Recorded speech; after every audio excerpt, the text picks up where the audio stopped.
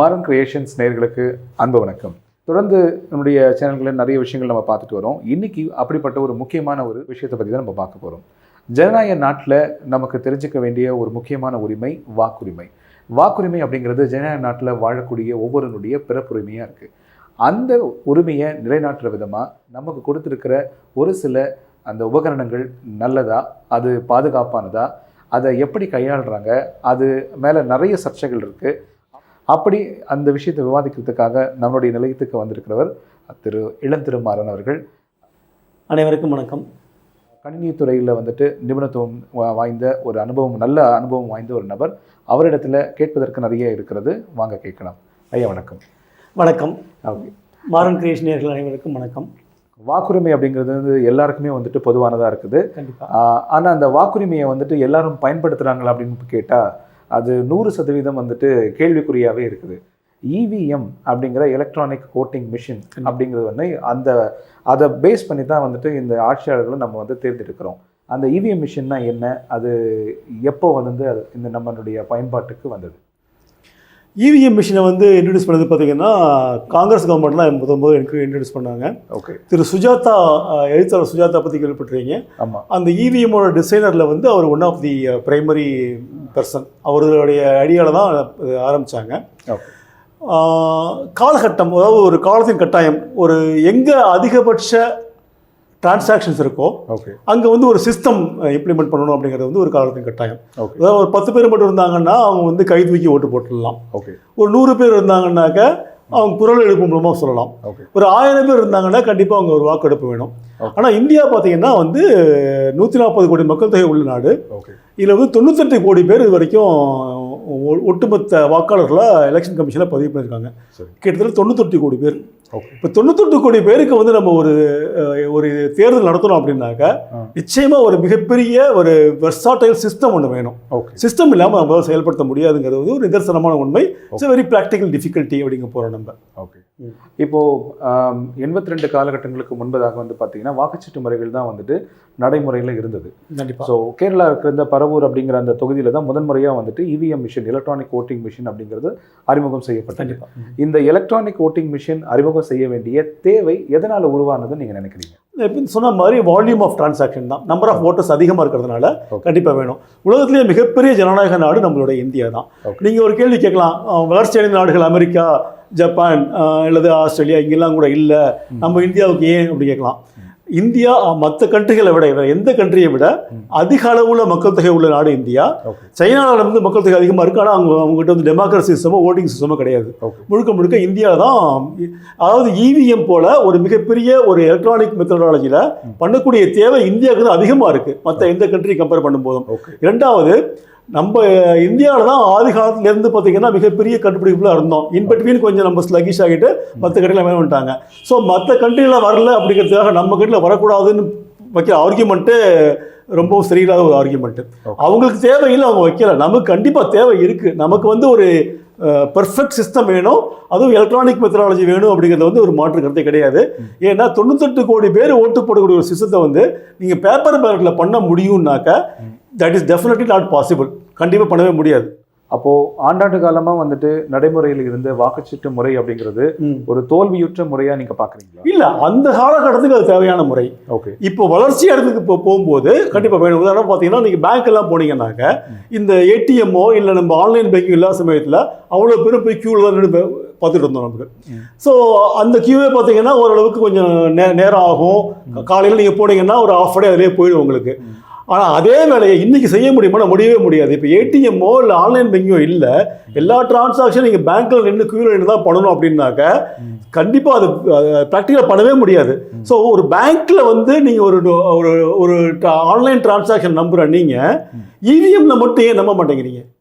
Okay. அப்போ EVM முறை ஒரு நேரக்குறைவு, அது மட்டும் இல்லாமல் ஒரு துல்லியமான ஒரு ரிசல்ட் கொடுக்கும் அப்படிங்கிற நம்பிக்கையின் அடிப்படையில் தான் உருவாக்கப்பட்டது நீங்கள் சொல்ல வரீங்க? கண்டிப்பாக அதுதான் மிக முக்கியமான காரணம் அதுதான். ஓகே. இப்போ நீங்கள் சொல்கிற மாதிரி பார்த்தீங்கன்னா இப்போ 4 முறைகளில் இப்போது தேர்வு முறைகள் இருந்தது. அதாவது பஞ்சிங் பாயிண்ட் அப்படின்னு சொல்லக்கூடிய தேர்வு முத்திரை முறைகள் இருந்தது. ஆப்டிக்கல் ஓட்டிங் அப்படி ஆப்ஷன் இருந்தது. அதாவது ஜெராக்ஸ் பண்ணுற முறை இருந்தது.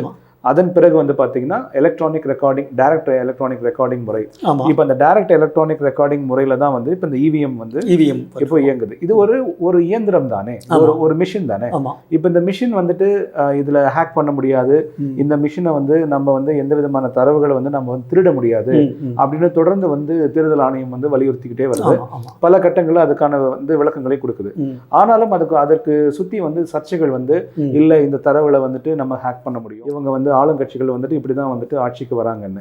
நிஜமாவே இது வந்து ஒரு பாதுகாப்பான ஒரு முறையா இதை ஹேக் பண்ண முடியுமா? ஓகே, முதல்ல உங்களோட கேள்விகளுக்கு நான் 4 விதமான விளக்கம் கொடுக்க விரும்புகிறேன். சொல்லுங்க. டெர்மினாலஜி அப்படிங்கிறது ரொம்ப முக்கியம். அந்த டெர்மினாலஜியில் பார்த்தீங்கன்னா நம்ம இப்போதைக்கு இந்த சர்ச்சைக்கான மிக முக்கியமான டெர்மினாலஜி பார்த்தீங்கன்னா ரொம்ப வைட்லி யூஸ் டெர்மினாலஜி ஹேக்கிங் அப்படிங்கிறாங்க. இந்த ஹேக்கிங் அப்படிங்கிற terminology is not right terminology. முதல்ல நான் 4 விதமான ஒரு முக்கியமான விஷயம் சொல்லிட்டு, ஒன்று ஹேக்கிங், அதுக்கப்புறமா டேம்பரிங், அதுக்கப்புறம் மால் ஃபங்க்ஷனிங், அதுக்கப்புறம் மிஸ்ஹேண்ட்லிங். இது 4 விஷயங்கள் இருக்கு. ஸோ ஹேக்கிங் அப்படின்னாக்க இப்போ நாம் ஒரு சிஸ்டம் வச்சுருக்கோம். இப்போ என்னோட சிஸ்டத்தை வந்து இன்னொருத்தவர் எக்ஸோ ஒய்யோ உள்ள வந்து அதாவது மாற்றி வச்சுட்டாங்கன்னா அதுக்கு பேர் ஹேக்கிங். இப்போ இந்தியாவில் ஒரு சிஸ்டம் இருக்கு, எலெக்ஷன் கமிஷன் ஆஃப் இந்தியா தான் அந்த இவிஎம்ஐ ஹேண்டில் பண்ணுறாங்க. நீங்களோ நானோ போய் இவிஎம்ஐ மாடிஃபை பண்ணோம்னா அதுக்கு பேர் ஹேக்கிங். இல்லை சைனா கண்ட்ரியோ அமெரிக்கா கண்ட்ரியோ ஜப்பான் கண்ட்ரியோ உள்ள வந்து மாற்றி விட்டாங்கன்னா அதுக்கு பேர் ஹேக்கிங் சொல்ல போகிறோம் நம்ம. ஸோ ஒரு ஹேக்கிங் பண்ணணும் அப்படின்னாக்க அவுட் சைடர்ஸ் வந்து உள்ள இன்ட்ரூட் பண்ணணும். ஓகே, அதுக்கு பேர் தான் ஹேக்கிங். அந்த ஹேக்கிங் அப்படிங்கிற டெர்மினாலஜி நம்ம இவிஎம்க்கு சம்மந்தமே இல்லாத ஒரு டெர்மினாலஜி. ஸோ முதல்ல அந்த ஹேக்கிங்கிற வேர்டை யூஸ் பண்ணுறதை நம்ம தவிர்க்கணும். ஏன்னா அந்த டெர்மினாலஜிக்கல் இம்பார்ட்டன்ஸ் ரொம்ப பெரிய இம்பார்ட்டன்ஸ். அது எதனால தவிர்க்கணும்னு நினைக்கிறீங்க? ஏன்னா இப்போ நீங்கள் சொல்கிற குற்றச்சாட்டுகள் எல்லாமே டேம்பரிங் இந்த கேட்டகரியில் தான் வரும், உங்களுக்கு ஹேக்கிங்ல கேட்டகரியில் வராது. எதனால? அதாவது மற்றவங்க உள்ள வந்து பண்ணாங்கன்னா அதுக்கு பேர் ஹேக்கிங். ஓகே, என்னோட சிஸ்டத்தை நானே மாடிஃபை பண்ணி வச்சேன்னா அதுக்கு பேர் டேம்பரிங். உதாரணமாக ஆட்டோ மீட்டர்ல வந்து சூடு வைக்கிறது அப்படிம்பாங்க. அது மீட்டர் வச்சிருக்க ஆட்டோக்காரனே அதை மாற்றி வச்சிருக்காங்கன்னா அது சூடு வைக்கிறது. அதே மாதிரி எலெக்ஷன் கமிஷனே அது சூடு வச்சாங்கன்னா அதுக்கு பேர் தான் டேம்பரிங் அப்படிங்கிறது. அவங்க டேம்பரிங் பண்ண எலெக்ஷன் கமிஷனால மட்டும் தான் பண்ண முடியும்னு சொல்றீங்க? கண்டிப்பா. எதனால் இதை ஹேக் பண்ண முடியாது? ஏன்னா இது வந்து ஒரு கால்குலேட்டர் மாதிரி ஒரு ஸ்டாண்டலோன் சிஸ்டம் இப்போ இருக்கிற இவிஎம். ஓகே, ஸ்டாண்டலோன் சிஸ்டம் அப்படின்னு பார்த்தீங்கன்னா இதில் நெட்வொர்க் கார்டோ இல்லை வைஃபையோ இல்லை ப்ளூடூத்தோ இல்லை சிம் கார்டோ இல்லை லேண்ட் கார்டோ வேற எந்த விதமான எக்ஸ்டர்னல் கனெக்டிவிட்டியும் அது உள்ள கிடையாது. இதுதான் டிஃபைன்டு இவிஎம் உடைய ஸ்ட்ரக்சர். இப்போ நீங்க கேட்கலாம் அதுல டேம்பரிங், அது உள்ளுக்குள்ள ஏதாவது சிப்பு வச்சுட்டாங்க என்ன படுத்து கேட்கலாம். அதுக்கு பேர் டேம்பரிங். அதை நம்ம அடுத்த செகண்ட் போவோம். ஸோ முதல்ல ஹேக்கிங் பத்தி பேசுவோம் நம்ம. ஸோ இது வந்து ஒரு கால்குலேட்டர்ல வந்து பார்த்தீங்கன்னா 2 + 2 = 4 தான் வரும் உங்களுக்கு. ஒரு ஒரு ஏற்கனவே ப்ரொடியூஸ் பண்ண ஒரு கால்குலேட்டர்ல. ஓகேங்களா? அதே கால்குலேட்டர்ல நீங்க 4 + 4 = 10ன்னு உங்களால ப்ரூவ் பண்ண முடியுமானாக்க யாராலையும் பண்ணவே முடியாது. Because every calculator is predefined. அது மாற்ற முடியாது. அதே போல ஒரு மிஷின் தான் இப்போ இருக்கிற எலெக்ஷன் கமிஷன் டிக்ளேர் பண்ற இவிஎம். இட் இஸ் எந்த கனெக்டிவிட்டியும் கிடையாது, எக்ஸ்டர்னல் ஃபோர்ஸஸ் பண்ண முடியாது. இப்படி நீங்க கூட கேட்கலாம், இங்கேருந்து நிலாவுக்கு ஒரு சேட்டலைட் அனுப்பிச்சு அங்கே இருக்கிறத ஒரு கேமரா இங்கே நம்மளால கண்ட்ரோல் பண்ண முடியும் போது எங்கேயோ இருந்தா இருக்கிற ஒரு இவிஎம் ஏன் கண்ட்ரோல் முடியாமல் கேட்கலாம். எங்க இருக்க நீங்க நிலாவில் கண்ட்ரோல் பண்ணணும்னா அதுக்கு கனெக்டிவிட்டி இருக்கு. வேற கால்குலேட்டருக்கோ இல்லை இவிஎம்க்கோ கனெக்டிவிட்டி இல்லை. எப்படி நீங்க கால்குலேட்டர்ல மாற்ற முடியாதோ அதே மாதிரி இவிஎம்லையும் எக்ஸ்டர்னல் ஃபோர்ஸஸ் யூஸ் பண்ணி நீங்க மாற்ற முடியாது. ஓகே, இப்போ நீங்க சொல்ற மாதிரி இப்போ இவிஎம் மிஷினை வந்துட்டு ஹேக் பண்ண முடியாது. ஏன்னா அது வந்துட்டு வெளியில இருந்து வந்து இயக்கக்கூடிய அதில் வந்து ப்ளூடூத் அமைப்போ இல்லை வந்துட்டு வைஃபை அப்படிங்கிற அமைப்போ இல்லை வந்துட்டு யூஎஸ்பி போர்ட் அமைப்போ இது எதுவுமே வந்துட்டு தொடர்பு கொள்ளக்கூடிய கருவி அமைப்புகள் எதுவுமே இல்லை இவிஎம் மிஷின்ல வந்துட்டு கிடையாது அப்படின்னு நீங்க சொல்றீங்க. ஆனா இப்போ நான் எந்த இடத்துல நான் ஓட்டு போடணும், இவிஎம் மிஷின்ல நான் ஓட்டு போடுறதுக்காக நான் ப்ரெஸ் பண்ணக்கூடிய இந்த மிஷின்ல அந்த தரவுகள் வந்துட்டு பதிவு எல்லாமே வந்துட்டு சேவ் ஆகுது, சேமிச்சு வைக்கப்படுது அப்படின்னு சொன்னா இதுல வந்து நீங்க சொல்ற இந்த கான்செப்ட் வந்து ஏற்றுக்கொள்ளக்கூடியதா இருக்கும். ஆனா இந்த தரவுகள் மைக்ரோ கண்ட்ரோலர் அப்படின்னு சொல்லக்கூடிய ஒரு சிப்புக்குள்ள போய் இது வந்து ஸ்டோர் ஆகுது. அது நம்ம ஓட்டிங் பண்ணக்கூடிய அந்த மிஷினுக்கு தொடர்புடைய இன்னொரு மிஷின், அதாவது ஒரு ஒரு சிப்புன்னு வச்சுக்கோங்களேன். இப்போ நம்ம மொபைல் யூஸ் பண்றோம்னா அது போய் பதிவாகக்கூடிய இன்னொரு மிஷின். இப்போ இந்த இடத்துல இருந்து இந்த இடத்துக்கு ஒரு தரவுகள் வந்து பரிமாற்றம் பண்ணப்படுது அப்படின்னு சொன்னா அப்போ அதுக்கு வந்துட்டு ஒரு கம்யூனிகேஷன் இருக்கு இல்லையா? ஸோ தரவுகள் இந்த இடத்துல இருந்து அந்த மிஷினுக்கு வந்து எப்படி பரிமாற்றப்படுது? ஆக்சுவலி நீங்கள் பரிமாற்றமே கிடையாது. கால்குலேட்டர் மாதிரி ஓகே இவிஎம்ல நீங்கள் ஒரு போடுற இவிஎம்ல இப்போ ப்ரெசென்ட்டாக இருக்க இவிஎம் பார்த்தீங்கன்னாக்கா ஒரு கண்ட்ரோல் யூனிட் இருக்கும், ஒரு ஓட்டிங் மிஷின் இருக்கும். கண்ட்ரோல் யூனிட்டோட பர்பஸ் ஒன்று தான் ரீசெட் பண்ண மட்டும். அது ஒரு ஓட்டு போட்டாங்கன்னா அடுத்த ஓட்டு போடுறதுக்காக அது ரீசெட் பண்ண மட்டும் தான் இருக்கும் உங்கள் கண்ட்ரோல் யூனிட்ல. ஓகே, மீதி எல்லாம் வந்து இவிஎம் மட்டும் தான் இருக்கும். நீங்கள் போடுற ஓட்டு எல்லாம் ஒரே மிஷின்லேயே தான் ஸ்டோர் ஆகும். அதாவது அந்த கண்ட்ரோல் யூனிட்ல மட்டும் தான் ஸ்டோர் ஆகும். அந்த இவிஎம் மிஷினில் சொல்கிறாங்க, கண்ட்ரோல் யூனிட்ல ஸ்டோர் ஆகாது. கண்ட்ரோல் யூனிட்ல அடுத்த ஓட்டு போடுறதுக்காக இதை ரீசெட் பண்ணுவாங்க, அவ்வளோதான் முடியும். ஓகே, நீங்கள் போடுற ஓட்டு எல்லாமே அதே மிஷினில் மட்டும் ஸ்டோர் ஆகும். ஏன்னா நீங்கள் வாக்கு எண்ணிக்கை மறுபடியும் கவுண்டிங் போகும்போதும் நீங்கள் எந்த மிஷினில் ஓட்டு போட்டீங்களோ அந்த மிஷினை தான் ப்ரெஸ் பண்ணி காமிப்பாங்க. அதில் தான் டிஸ்பிளே ஸ்க்ரீன் இருக்கும். அந்த டிஸ்பிளே ஸ்க்ரீனில் தான் வந்து ஒவ்வொரு கட்சிக்கும் ஒவ்வொரு பட்டனுக்கும் என்னென்ன வாக்கு வந்திருக்குன்னு சொல்லி டிஸ்பிளே பண்ணுவோம் உங்களுக்கு. ஆனால் இப்போ வந்து பொதுவாக சொல்லப்படுறது என்னன்னா, இந்த கண்ட்ரோல் யூனிட்ல இருக்கிற இந்த மைக்ரோ சிப்ஸில் தான் வந்துட்டு இது நம்ம வந்து ஓட் பண்ணக்கூடிய எல்லாமே வந்துட்டு அந்த இடத்துல தான் தரவாக்கப்படுது. ஏன்னா ஆரம்ப காலகட்டத்தில் வெறும் 24 ஒரு வரிசை மட்டும் தான் வந்துட்டு சேர்க்கக்கூடிய நிலையில இப்போ 354 வந்து வரிசை கூட அந்த லிஸ்ட் கூட வந்துட்டு ஒரே மிஷின்ல நம்மளால வந்து சேர்க்க முடியும் அப்படின்னு சொல்றாங்க. இப்போ வந்து அட்வான்ஸ்ட் மெத்தட்ல சேவ் பண்றாங்க. அதனால இந்த லிஸ்ட் வந்துட்டு சேவ் ஆகக்கூடிய இடம் வந்து கண்ட்ரோல் யூனிட் தான். இல்ல 3 யூனிட்டையுமே எண்ணுவாங்க. 3 யூனிட்டை எண்ணி ஒவ்வொரு யூனிட்ல எவ்வளவு ஓட்டு இருக்குதோ டிஸ்பிளே பண்ணுவாங்க உங்களுக்கு. ஓகே, ஸோ அப்போ இதுல இருக்கிற தரவுகள் அதுல போய் வந்து பதிவாகும் போது இந்த இந்த இடைப்பட்ட என்ன பண்ணுவாங்கன்னா 3 யூனிட்டையும் கண்ட்ரோல், அதாவது ஒரு control unit 3 EVM unit mix பண்ணிடுவாங்க. ஓகேங்களா, எல்லா யூனிட் வந்து ஒரு மிஷின்ல ஸ்டோர் ஆகும் உங்களுக்கு. ஓகே, ஸோ நீங்க வாக்கு எண்ணிக்கை கவுண்ட் பண்ணும்போது அந்த இவிஎம் மிஷினை தான் கவுண்ட் பண்ணுவாங்களே, கண்ட்ரோல் யூனிட் யூஸ் பண்ண மாட்டாங்க. Control unit is only enabling factor for the next vote. Okay, அடுத்த ஓட்டு போடுறதுக்கு இதை ரீசெட் பண்ணி கொடுக்கும். அதுதான் கண்ட்ரோல் யூனிட்டோட கெபாசிட்டி. ஸோ அப்போ வந்துட்டு இப்போ இந்த தரவுகள் எல்லாமே வந்துட்டு பாதுகாக்கப்பட்டு தான் இருக்கும், ஒரே மிஷினில் தான் இருக்கும். ஓகே, டிரான்ஸ்மிஷன் கிடையாது. ஓகே, இது வந்து தரவுகள் வந்து மாற்றப்படலை. நம்ம எந்த மிஷினில் ஓட்டு போடுறோமோ அதே இதெல்லாம் ஸ்டோர் ஆகும். ஸோ அதுலேருந்து கம்யூனிகேட் இல்லாதனால வந்து ஹேக் பண்ணுறதுக்கு வாய்ப்பு கிடையாது. ஓகே, ஸோ இப்போ டேம்பரிங் வந்து வாய்ப்பு இருக்குன்னு சொன்னீங்க. கண்டிப்பாக. ஸோ அப்போ அந்த மிஷினில் வந்து அதனுடைய டிசைனில் வந்து நம்ம வேற ஏதாவது மாற்றினா அதில் வந்து அதிலிருந்து நம்ம வந்து தரவுகளை வந்து மாற்றக்கூடியதுக்கு ஆப்ஷன் இருக்குன்னு சொன்னீங்க. அது எப்படி சாத்தியம், அது எப்படி? இப்போ டேம்பரிங் அப்படின்னு பார்த்தீங்கன்னா 2 வகையாக வச்சுக்கலாம். ஒன்று சாஃப்ட்வேர் டேம்பரிங், இல்லை ஹார்ட்வேர் டேம்பரிங். ஓகே, இப்போ நீங்கள் சொல்கிற மாதிரி ஒரு நெட்வொர்க் கார்டையோ இல்லை ஒரு ப்ளூடூத்தையோ இல்லை ஏதாவது ஒரு சிப்பையோ ஒரு கனெக்டிவிட்டி சிப்பை வந்து அதில் வந்து ஏற்கனவே இருக்க மதர் போர்டில் நீங்கள் ஃபிக்ஸ் பண்ண முடியுமா அப்படின்னு ஒரு கேள்வி கேட்கலாம்.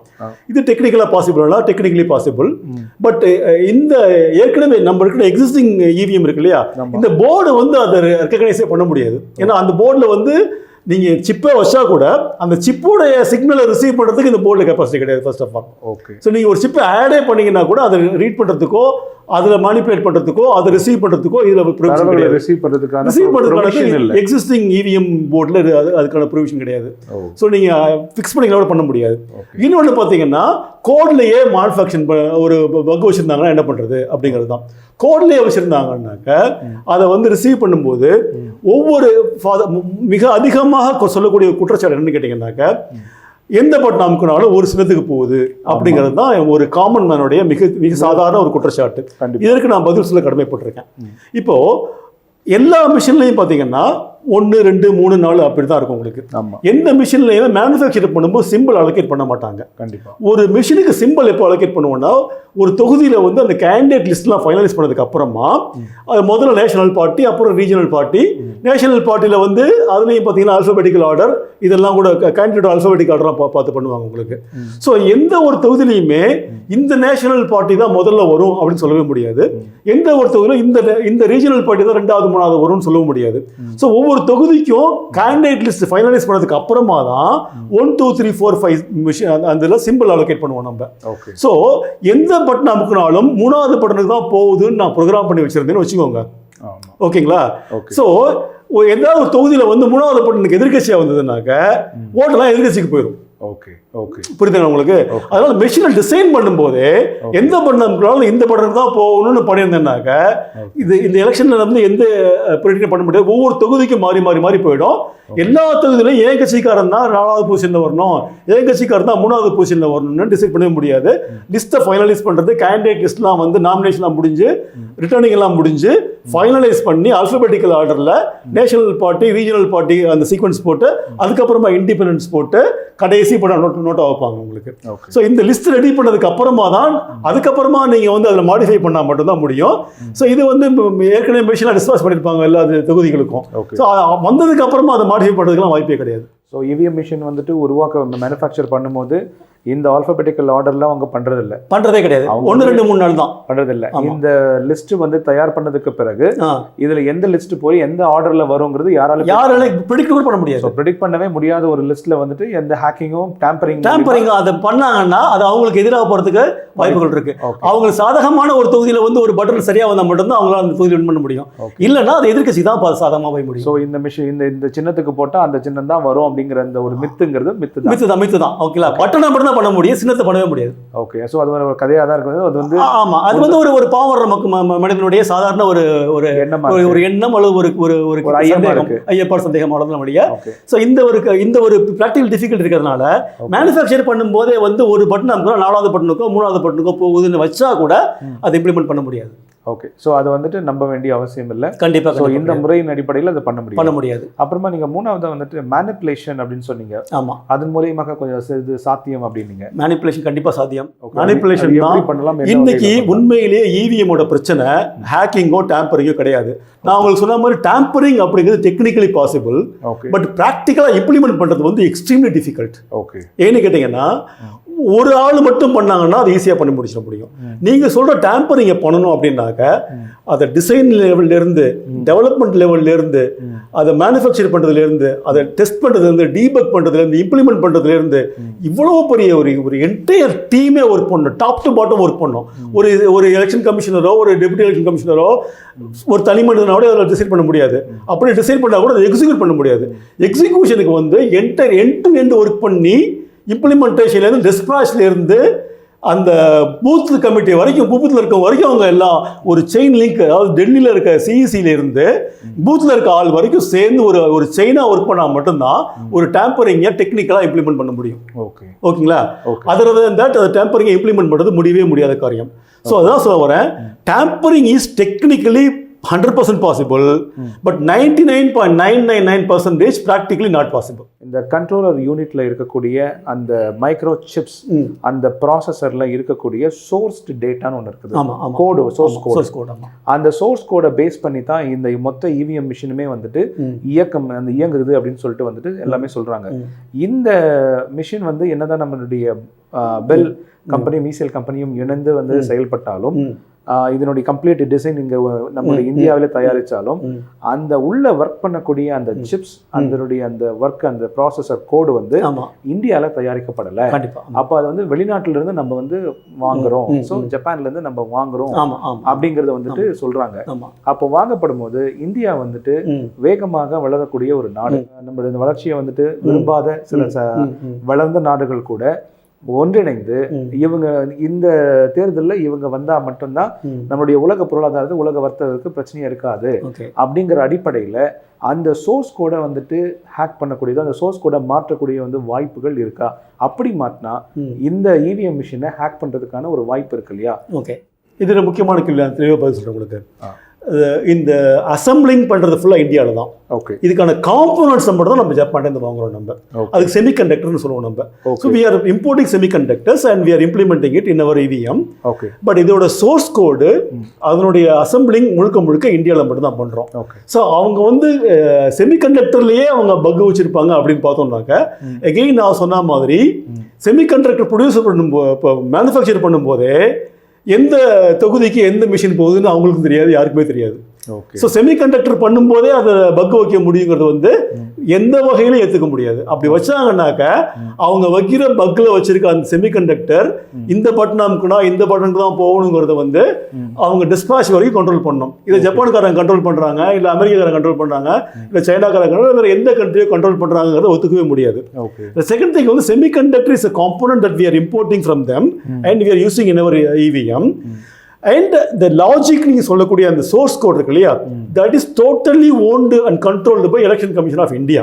ஓகே, இவங்க தான் அந்த கோடு எழுதினாங்க, இவங்க தான் இம்ப்ளிமெண்ட் பண்ணாங்க. உதாரணம் சொல்ல போனால் ஒரு மிஷினில் வந்து 3 வகை சொல்லுவோம் நம்ம. ஒன்று ஹார்ட்வேர், இன்னொன்று சாஃப்ட்வேர், இன்னொன்று ஃபேர்ம்வேர் அப்படிம்போம். ஹார்ட்வேருங்கிறது வந்து அந்த போர்டு. ஓகேங்களா, சாஃப்ட்வேருங்கிறது நம்ம கோடு. ஓகேங்களா? இப்போ ஃபர்மர் அப்படின்னாக்கா நம்ம எழுதின கோடை கம்பைல் பண்ணி அந்த போர்டில் நம்ம வந்து இம்ப்ளிமெண்ட் பண்ணிடுவோம். நம்ம அதை வந்து மாற்ற முடியாது. ஓகேங்களா? அதை ரெஃப்ரெஷ் தான் பண்ண முடியும். ஓகேங்களா? சேஞ்ச் பண்ண முடியாது, டைனமிக்காக மாடிஃபைலாம் பண்ண முடியாது. கோட் பண்ணிட்டா மறுபடியும் அதை ரெஃப்ரெஷ் பண்ணலாம், பட் டைனமிக்காக சேஞ்ச் எல்லாம் பண்ண முடியாது. அது என்ன நம்ம வந்து எக்ஸாக்ட்லி ஒரு ஃபர்மர்ல போட்டோம் அப்படின்னாக்கா அந்த ஃபர்மரை ரெஃப்ரெஷ் பண்ற வரைக்கும் அதை மாற்ற முடியாது. ஸோ என்னன்னு சொல்ல போனால் அது வந்து ரேம் அப்படிமோ ரீட் ஒன்லி மெமரி அப்படிமோ அது எரேசபிள் மெமரி தான். இப்போ என்ன சொல்றாங்கன்னா ஒரு எலெக்ஷன் பண்ணி முடிச்சாங்கன்னாக்கா அந்த எலெக்ஷன் கவுண்டிங் முடிச்சு அந்த கவுண்டிங்ல வந்து ஆன்சர் ரிசல்ட் வந்துட்டு அதுக்கப்புறமா மாஸ்டர் ரீசெட் பண்ணுவாங்க. அந்த மாஸ்டர் ரீசெட் பண்ணும்போது தான் அந்த டேட்டாவெல்லாம் போகும் உங்களுக்கு. அது அடுத்த எலெக்ஷனுக்கு அதை யூஸ் பண்ணிக்கலாம். நமக்கு இன்பிட்வீன் அதை எரேஸ் பண்ணிட்டு போட்டீங்கன்னாக்கா நீங்க இந்த 1000 ஓட்டு போட்டீங்கன்னா 1000 ஓட்டு திரும்ப போகணும் நீங்க. ஓகே, புரியுதுங்களா? ஜஸ்ட் லைக் தட் மாற்ற முடியாது அதை. ஓகே, இதுதான் வந்து அதோடைய ஃபர்மர் சொல்ல போகிறோம். ஸோ ஒரு ஒரு ஒரு சாஃப்ட்வேரை வந்து நீங்கள் மாற்றலாம், ஆனால் அந்த கம்பைல் பண்ணி அதை ஃபர்மரை மாற்றினதுக்கு அப்புறமா டைனமிக்காக மாற்றணும்னா அது முடியாது. ஓகே, அதை டீகோடிஃபைடும் பண்ண முடியாது. அது டீகோடிஃபை பண்ண முடியாது. ஏன்னா கம்பைல் பண்ணுற கோடு வந்து மெஷின் ரீடபிள் எக்ஸிக்யூட்டிபிள் கோடாக இருக்கும். எக்ஸிக்யூட்டிபிள் கோடை வந்து எப்போவுமே உங்களால் மாற்ற முடியாது. ஓகே, ஸோ இப்போ மேனிப்புலேஷன் பண்ணணும்னா எப்படி பண்ணலாம்? மேனிப்புலேஷன் நிறைய பண்ணலாங்க. ஓகே, ஒரு மேனிப்புலேஷன் அப்படிங்கிறது பார்த்தீங்கன்னா இப்போ கண்ட்ரோல் யூனிட் இருக்கு, இவிஎம் யூனிட் இருக்கு. அதை வந்து ஒரு ஓட்டு போட்ட உடனே ஒரு ஃபியூ செகண்ட்ஸோ இல்லை ஃபியூ மினிட்ஸோ கொடுப்பாங்க. ஒன்று அது கான்ஃபிகரபிள். ஸோ அதை நீங்கள் ஒரு ஓட்டை போட்டிங்க அப்படின்னாக்கா அடுத்த ஓட்டு போகிறதுக்கு இது ரீசெட் பண்ணிங்கன்னா இன்னொரு ஓட்டு போடலாம். இப்போ இந்த இவிஎம்ல இருக்க டிஃபெக்ட் சைன் டிமெரிட் சைன் முதல்ல பார்ப்போம் நம்ம. இதோடைய அட்வான்டேஜ் பார்த்தீங்கன்னா ஹேக் பண்ண முடியாது, டேம்பர் பண்ணாலும் ப்ராக்டிகல் இம்ப்ளிமெண்ட் பண்ண முடியாது. இது அட்வான்டேஜ். இதோட டிஸ்அட்வான்டேஜ் பார்த்தீங்கன்னா this is not manipulation proof, this is not mishandling proof. இது ரெண்டும் பெரிய மைனஸ் பாயிண்ட். நம்ம சாதாரண மக்களோ அரசியல் கட்சிகளோ இந்த 2 பாயிண்ட்டையும் பேசுறதே இல்லை.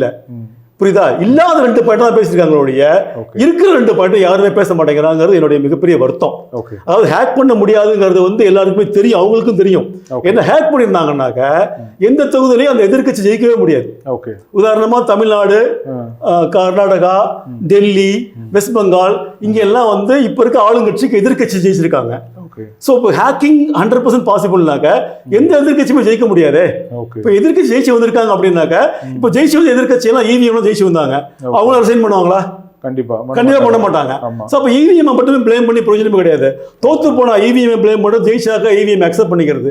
இதுதான் இப்போ இருக்கிற அட்டிடியூட் எல்லாத்துக்குமே, எல்லா கட்சிகளுக்குமே. நான் எந்த ஒரு கட்சி தனிப்பட்ட முறையில் சொல்லவே இல்லை. தெரியுதுங்க இல்லையா?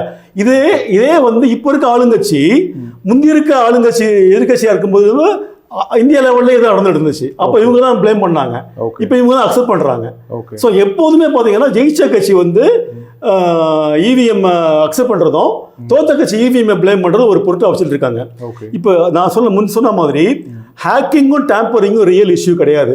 Hacking not possible, tampering technically only possible, practically extremely difficult implement. But மிஸ்ஹேண்ட்லிங்கும் மேனிப்புலேஷனும் மால் ஃபங்க்ஷனிங்கும் எக்ஸ்ட்ரீம்லி ஹைலி பாசிபிள். அதை யாருமே டச் பண்ண மாட்டேங்கிறாங்க. இதை டச் பண்றது தான் நம்ம இன்றைய விவாதத்தோட மிக முக்கியமான பொருள். மிஸ்ஹேண்ட்லிங் பண்றாங்க, மேனிப்புலேட் பண்றாங்க, அதுக்கப்புறம் வந்துட்டு நீங்க மிஸ்யூஸ் பண்றாங்க நீங்க சொல்றீங்க. இப்போ அதெல்லாம் இப்ப நடக்குதுன்னு நீங்க சொல்றீங்களா? கண்டிப்பா நடக்குது. ஓகே, ஏன்னா நான் வந்து ஒரு முறை தேர்தல் நின்று நான் தேர்தல் நிற்கும் போது பூத்து உள்ளே போயிட்டு 5 மணிக்கு மேல அங்க என்ன நடக்குதுன்னு பார்த்தேன். என்ன வந்து மிரட்டி வெளில அனுப்பிச்சிட்டு 5 மணிக்கோ 6 மணிக்கோ அந்த எலெக்ஷனுடைய டைம் முடிஞ்சதுக்கு அப்புறமா, வாக்குப்பதிவு முடிஞ்சதுக்கு அப்புறமா அதை வந்து மிஸ்ஹேண்ட்லிங் பண்றாங்க. எப்படி பண்ணுறாங்கன்னா 2 பெரிய கட்சிகள் உள்ளே உட்காந்துக்கிறாங்க.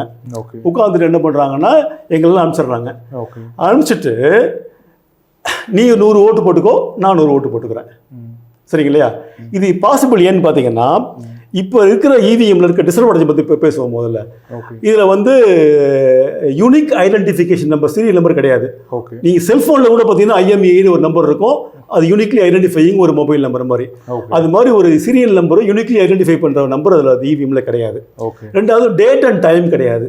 நீங்கள் காலையில் போட்டிங்களா, சாயந்தரம் போட்டிங்களா, இன்னைக்கு போட்டிங்களா, நாளைக்கு போட்டிங்களா அதில் கண்டுபிடிக்க முடியாது. ஓகேங்களா? ஸோ நீங்கள் 5 மணிக்கு போட்டிங்களா, 10 மணிக்கு போட்டிங்களா, நைட்டு 9 மணிக்கு போட்டிங்களா கண்டுபிடிக்க முடியாது. போட்டது மட்டும் தான் அப்படி சொல்லிடும் உங்களுக்கு. சரிங்க இல்லையா? இப்போ 6 மணிக்கு மேலேயோ 7 மணிக்கு மேலேயோ இவங்க ரீசெட் பண்ணி ஒரு ஓட்டு போட்டாங்க அப்படின்னாக்க அது எல்லாமே ஸ்டோர் ஆகிடும். ஓகே ஓகேங்களா. சொல்லானதுக்கு அப்புறமா இங்க மேனுவல் லிஸ்ட் வச்சிருப்பாங்க இல்லையா, இதெல்லாம் நம்பர் டிக் பண்ணிட்டு டேலி பண்ணி சீல் பண்ணி முடிச்சிட்டாங்கன்னாக்க அதுதான் மிஸ்ஹேண்ட்லிங். இப்போ இவிஎம்ல வந்துட்டு இப்போ மூணாவதா ஒரு ஆப்ஷன் வந்துட்டு கடந்த தேர்தல்கள் இருந்து அறிமுகப்படுத்தினாங்க. ஆமா, அது விவிபேட் அப்படின்னு சொல்லக்கூடிய. ஆமா. இப்போ நான் வந்து இப்போ இவிஎம் மிஷின், விவிபேட், அதுக்கப்புறம் கண்ட்ரோல் யூனிட், இப்போ 3 மிஷின்களா பிரிஞ்சிருக்குது. ஆமா, ஆமா. ஸோ இவிஎம் மிஷின்ல நான் யாருக்கு ஓட்டு போடுறேன் அப்படிங்கிறத என்னவா போய் அங்கே ஸ்டோர் ஆகுறதுக்கு எனக்கு வாய்ப்பு இருக்கு. ஸோ இது வந்து மாற்றம் இருக்கலாம். ஸோ நீங்க சொல்றீங்க வந்து ஈவினிங்ல வந்து இந்த மாதிரி வந்து மிஸ்யூஸ் பண்றாங்க, ரீசெட் பண்ணிட்டு மறுபடியும் வந்துட்டு ஓட்டு வந்து போல் பண்ணிக்கிறாங்க அப்படின்னு. ஸோ அதுக்கு வந்துட்டு நேரடியா கண்ணால் கண்ட சாட்சிகள் அப்படிங்கிறது வந்துட்டு இப்போ யார் இருக்கான்னு இதை வந்து சாட்சிகள் சொல்ல முடியும், ஆனா வந்து நிரூபிக்க முடியாது. ஏன்னா இது திரைக்கு பின்னால் நடக்கிற விஷயம். அது ஓகே, திரைக்கு பின்னால் நடக்கிற விஷயத்தை வந்து நீங்க வீடியோ எடுத்தோ ஆடியோ எடுத்தோ இல்ல வந்து நிரூபிக்கிறதுக்கு அது வந்து ஹைலி இம்பாசிபிள். ஓகே. ஸோ இப்போ அப்படிப்பட்ட ஒரு அனுமானமோ சந்தேகங்களோ அப்படிப்பட்ட ஒரு ஆதங்கம் நம்மகிட்ட இருக்கு. ஆனா இப்போ அதுக்கு தீர்வா வந்துட்டு இப்போ தேர்தல் ஆணையம் என்ன சொல்றாங்கன்னா, விவிபேட்ல வந்துட்டு நீங்க யாருக்கு ஓட்டு போட்டீங்களோ அவங்களுக்கு அந்த சின்னத்தினுடைய ஒரு ஒரு பிரிண்ட் வந்து விவிபேட்ல வந்து உங்களுக்கு டிஸ்பிளே ஆகும். ஒரு 7 நிமிஷத்துக்கு அப்புறமா அது வந்து 7 செகண்ட் பிரிண்ட் அது காமிச்சிட்டு அதுக்கப்புறம் கீழே வந்து விழுந்துரும். ஸோ அது வந்து அந்த பர்டிகுலர் அந்த சின்னம் வந்து இவங்க அந்த கவுண்டிங் என்ன எப்போ பண்றாங்களோ அப்ப வந்துட்டு இவங்க வந்து கிராஸ் வெரிஃபை பண்ணுவாங்க. சோ அப்போ பண்ணும்போது இது எப்படி வந்து நீங்க சொல்றது சாத்தியப்படும்? VVPAT is an excellent ideology. Okay. ஆனா அதை வந்து அவங்க ஃபுல்லா இம்ப்ளிமெண்ட் பண்ணலங்கிறது தான் என்னுடைய குற்றச்சாட்டு. ஓகே, புரியுதுங்களா? ஓகே. அதாவது ஏற்கனவே வந்து பாத்தீங்கன்னா இது வந்து ஒரு ட்ரையல் அண்ட் பேசிஸ் மெத்தடாலஜி தான் இப்போ வந்து இம்ப்ளிமெண்ட் பண்ணாங்க. ஓகே. விவிபேட்டை வந்து எல்லா மிஷின் கூட அட்டாச்சே பண்ணல. ஓகே. போன தேர்தலே பார்த்தீங்கன்னாக்க சோதனை அடிப்படையில் சில தொகுதிகளில் சில தொகுதிகளில் சில பூத்துல மட்டும்தான் வச்சிருந்தாங்க. அதை எல்லா பூத்லையும் வைக்கவே இல்லை. செகண்ட் திங் பார்த்தீங்கன்னா இந்த என்ற மெத்தடாலஜி அவங்க கொண்டு வரவே இல்லை. நீங்க ஓட்டு போட்டீங்கன்னா நீங்க சின்ன விழுவோம் அது உள்ள விழுந்துரும் அப்படின்னாங்க. அது இன்னொரு பார்த்தீங்கன்னாக்கா அது உங்களுக்கு காமிச்சு தான் இருக்கும், கட் பண்ணி விழுவுறது உங்களுக்கு தெரியாது. உங்களுக்கு அடுத்த ஓட்டு போடுறதுக்கு அப்புறம் அது கட் பண்ணி விழுவும். உங்களுக்கு அது எங்க போகுதுன்னு நமக்கு தெரியாது. ரெண்டாவது வந்து நீங்க போனதுக்கு அப்புறமா அதே தான் இருந்துச்சா, நீங்க போடுறது தான் கட் பண்ணி விழுந்துச்சான்னு தெரியாது. So VVPAT வந்து excellent system, but it is half implemented or even not even half. It is only 5% implemented. இதை 100% implement பண்ணணும் அப்படின்னு எல்லா எதிர்க்கட்சிகளும் கேட்கணும். இதுதான் என்னுடைய கோரிக்கையும். இப்போ வந்து தேர்தல் ஆணையத்திற்கிட்ட இப்போ வந்து எல்லா தரப்பு கட்சிகளும் கேட்கக்கூடிய ஒரு கேள்வி என்னன்னா, இப்போ கவுண்டிங் டேட் அப்போ வந்து இந்த விவிபேட்னுடைய அந்த ஸ்லிப்பும் பிளஸ் வந்துட்டு கண்ட்ரோல் யூனிட்ல இருக்கிற அந்த கவுண்டிங்கும் கிராஸ் வெரிஃபை பண்றது பாத்தீங்கன்னா ஒரு தொகுதிகளில் வந்து எடுத்துக்கிட்டா 5 மிஷினுக்கு மேல வந்து வெரிஃபை பண்றது கிடையாது. அவ்வளவுதான் நாங்க பண்றோம். அவங்க கேட்கறது அந்த எல்லா பாலிட்டிஷியன்ஸும் கேட்கறது வந்து 50 வெரிஃபை மிஷினையாவது நீங்க கிராஸ் வெரிஃபை பண்ணணும், அப்பதான் வந்து அது சரியானதா இருக்கும்னு அவங்க கேட்குற மாதிரி 50 மிஷினை வெரிஃபை பண்ணிட்டு அதன் பிறகு கவுண்டிங்கை ஸ்டார்ட் பண்ணி நம்ம வந்து ரிசல்ட் சொல்லணும்னா குறைஞ்சது 5 to 6 நாள் ஆகும். ஸோ ஏற்கனவே வந்துட்டு ஓட்டு போட்டதுல இருந்து ஒரு 40 நாள் 45 நாள் வைக்கிறதுனால இந்த இடைப்பட்ட காலத்துல இவங்க வந்து நீங்க சொல்ற மாதிரி மேனிபுலேட் பண்றதுக்கோ இல்ல வேற எதுக்கோ வாய்ப்பு இருக்குதுன்னு நம்ம நினைச்சா கூட ஸோ இந்த மாதிரி வந்து கிராஸ் வெரிஃபை பண்றதுக்கு இன்னும் நாட்கள் தள்ளி போகும். அது ப்ராக்டிகலி நாட் பாசிபிள். ஒரு கவுண்டிங் பண்ணா அன்னைக்கே நாம வந்துட்டு ரிசல்ட் கொடுக்கணும்னு சொல்றாங்க.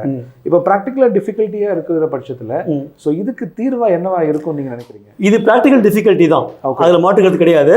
இது தீர்வு வந்து பாத்தீங்கன்னா நம்ம வந்து இதோட பெட்டர் சிஸ்டம் வேணும். இப்போ என்ன இப்போ உண்மையான பிரச்சனை கேட்டீங்கன்னாக்க ஒரு இவிஎம்ல சில குறைபாடுகள் இருக்கு. இந்த மேனிபுலேஷன் இந்த மாதிரி கவுண்டிங் விவிபேட் வந்து 100% கவுண்டிங் இல்லை, இதெல்லாம் தான் குறைபாடுகள். இந்த குறைபாடுகள் தீர்க்கிறதுக்கான தீர்வுகள் வேணும், அதுக்கான அடுத்த சொல்யூஷன் வேணும்னு போறதை விட்டுட்டு நம்ம பொதுமக்கள் என்ன பண்றாங்கன்னா எனக்கு பேலட் பேப்பர் வேணும்னு பேக்ல போறாங்க. அது பிரச்சனை. வாக்குச்சீட்டு வேணும் அப்படின்னு போறாங்க. வாக்குச்சீட்டு அதாவது நீங்க விவிபேட்ல எண்ணதையே 5 நாள் ஆகும்போது 98 கோடி மக்களுடைய வாக்குச்சீட்டை எண்ணி கொண்டு வரதுங்கிறது வந்து ரொம்ப ரொம்ப ரொம்ப முடியாத காரியம். இன்னொன்று சொல்ல போனாக்க நீங்க இவிஎம் வந்து ஹேக் பண்ணி மாற்ற முடிஞ்ச ஒரு எலெக்ஷன் கமிஷனால அது நீங்க உங்களுடைய குற்றச்சாட்டை எலெக்ஷன் கமிஷனுடைய பின்புலத்தில் தான் இவ்வளவு டேம்பரிங் இதெல்லாம் நடக்கும்னு சொல்றீங்க. நீங்க ஒரு மிஷினை மாற்றக்கூடிய ஒரு எலெக்ஷன் கமிஷனால பொட்டியை மாற்றத்துக்கு எவ்வளவு நேரம்? ஓகே, இப்போ நீங்க சொல்ற மாதிரி இப்போ அது வந்து சாத்தியம் அப்படின்னு சொன்னா பொட்டியை மாற்றணும்னு நீங்க கொண்டு வந்தீங்கனாலே ஒரு இவிஎம் மாடிஃபை பண்ணி கொண்டு வரதை விட 1000 மடங்கு எளிமையானது பொட்டிக்குள்ள அடிச்சு உள்ள போட்டுறது. நீங்கள் கரன்சி நோட்டையே ஃபேக் நோட் அடிக்கிறாங்க. ஓகே, கள்ள நோட்டு அடிக்கிறாங்க. புரியுதா? ஒரு கரன்சி நோட்டே கள்ள நோட்டு அடிக்கும் போது பேலட் ஷீட்டில் இவங்க அடித்து அவங்க ஓட்டு போட்டு ஒரு பொட்டியில் போட்டு அந்த பொட்டியில் சீலையும் வச்சு, ஏன்னா எலெக்ஷன் கமிஷன் பேக்ரவுண்டில் பண்ணுறதா சொல்கிறீங்க நீங்கள். ஸோ அவங்க எவ்வளோ பண்ணிட்டு அந்த பொட்டியே மாற்றுறதுக்கு எவ்வளோ நேரம் ஆகும்?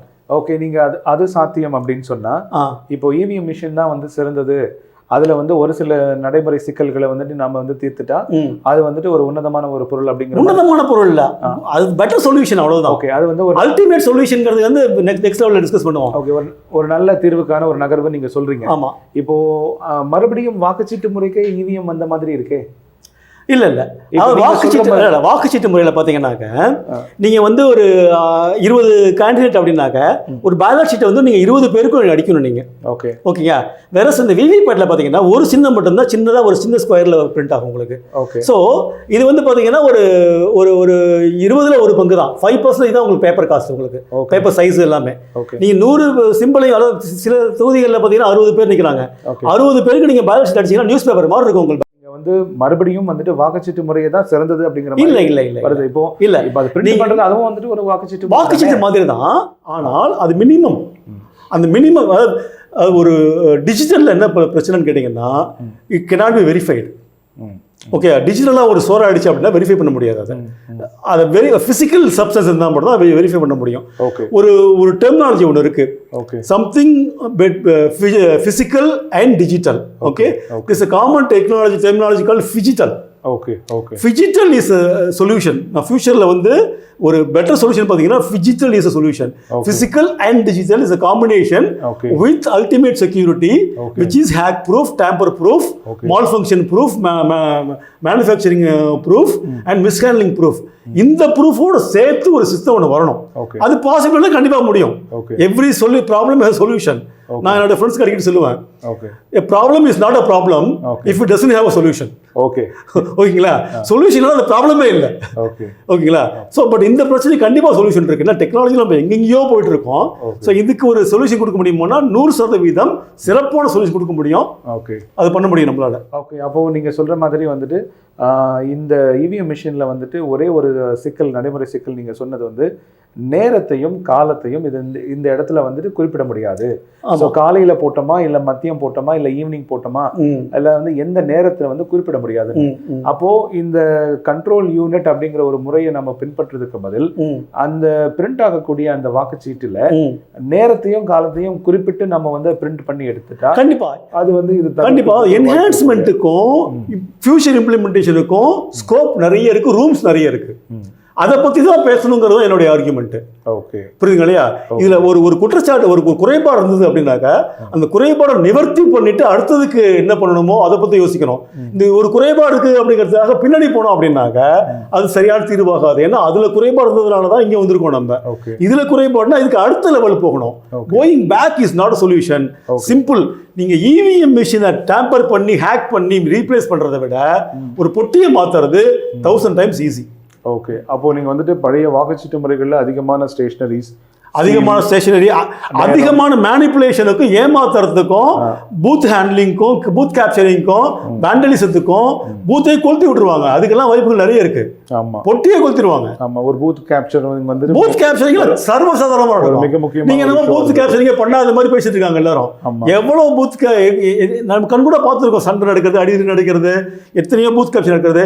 இன்னும் சொல்ல போனா மிஸ்ஹேண்ட்லிங்ல ஒன்று சொல்ல மறந்துட்டேன், மிஷினை தூக்கி கீழே போட்டுருவாங்க, உடச்சிருவாங்க. நிறைய இன்சிடென்ட் நான் பார்த்துருக்கோம். நான் நேரடியாக பார்த்துருக்கேன். இப்போ நீங்க பூத் கேப்சரிங் ஒரு வார்த்தை சொன்னீங்க. இப்போ வந்துட்டு ஒரு பூத்ல வந்துட்டு ஒரு வாக்குப்பதிவு மையம் இருக்கு அப்படின்னு சொன்னா அந்த மையத்துல வந்துட்டு அங்க இருக்கக்கூடிய ஆதிக்கம் நிறைந்த ஒரு கட்சி ஒருத்தர் இருக்கிறாரு அப்படின்னு சொன்னா அந்த வாக்குப்பதிவு மையத்தை வந்து அவர் ஆளுமை கீழே கொண்டு வந்து அதுல வந்து தனக்கு தேவையான ஓட்டுக்களை வந்து அவர் பதிவு செஞ்சு அவர் எடுத்துப்பாருன்னு சொல்லுவாங்க. இது வாக்குச்சீட்டு முறைகள்ல இருந்தது. ஸோ இது வந்து இவிஎம் மிஷின்ல வந்துட்டு சாத்தியம் இல்லைன்னு நீங்க நினைக்கிறீங்களா? இவிஎம் மிஷின்ல வந்து அந்த ரீசெட் பண்ணி நீங்க பண்ணிக்கணும், சாத்தியம் உண்டு.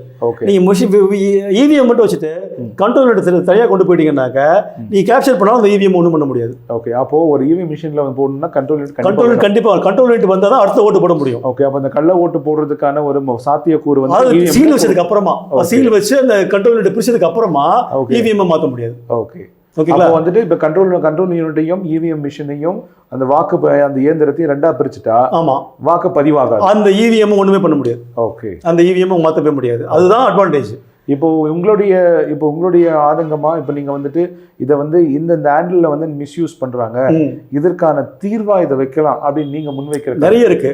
முதல்ல இப்போ இது சொல்றதுக்கு முன்னாடி இந்த விவிபேட்டை பத்தி கொஞ்சம் அதிகமா சொல்லணும். நான் சொல்லுங்க. இந்த இவிஎம்ல ஏற்கனவே சொன்னேன், அதை வந்து எக்ஸ்டர்னல் டிவைஸ் ஏதாவது அட்டாச் பண்ண கூட அதை ரீட் பண்ணுறதுக்கு முடியாது சொல்லிட்டு. ஈவன் அந்த விவிபேட்டை கூட இதெல்லாம் சிக்னல் கொடுக்க முடியாது. ஏதாவது சிக்னல் ரிசீவ் விவிபேட்டில் நம்ம பிரிண்ட் பண்ணோம் இல்லையா, அதோட சிக்னல் ரிசீவ் பண்ண முடியாது. இதோட சிக்னல் தான் அது ரிசீவ் பண்ணிக்கும். அது இவிஎம்மோட சிக்னல் தான் விவிபேட்டோட அந்த பிரிண்டர் வந்து ரிசீவ் பண்ணிக்கும். ஓகேங்களா? அதனால அந்த விவிபேட்டில் அந்த சிம்பிள் பிரிண்ட் பண்ணுது இல்லையா, அந்த சிம்பிள் பிரிண்ட் பண்ணுறதா இதுக்கு இவிஎம்க்கு தெரியாது. அதுக்கு தனியா சிம்பிள் லோடிங் யூனிட் ஒரு சாஃப்ட்வேர் கிரியேட் பண்ணி அந்த சாஃப்ட்வேர் வந்து பிரிண்டரோட அட்டாச் பண்ணி இது 1 or 2 பட்டன் எல்லாம் மூலமோ அதை வந்து அது பிரிண்ட் பண்ணி கொடுக்கும். இப்போ எஸ்எல்யூல வந்து நீங்க மாடிஃபை பண்ணணும்னா அது இன்னும் ஈஸி உங்களுக்கு. இவிஎம்ல வந்து ஹார்ட்வேர் லெவல்ல நீங்க பண்ணணும். பட் எஸ்எல்யூல வந்து நீங்க சாஃப்ட்வேர் லெவல்ல பண்ணாலே போதும் உங்களுக்கு. எஸ்எல்யூ அப்படிங்கிறது என்ன சார்? Simple loading unit. அந்த பிரிண்டர் வந்து பாத்தீங்க இல்லையா, முதல் பட்டனுக்கு இந்த சிம்பிள், ரெண்டாவது பட்டனுக்கு இந்த சிம்பிள், மூணாவது பட்டனுக்கு இந்த சிம்பிள் வரும்.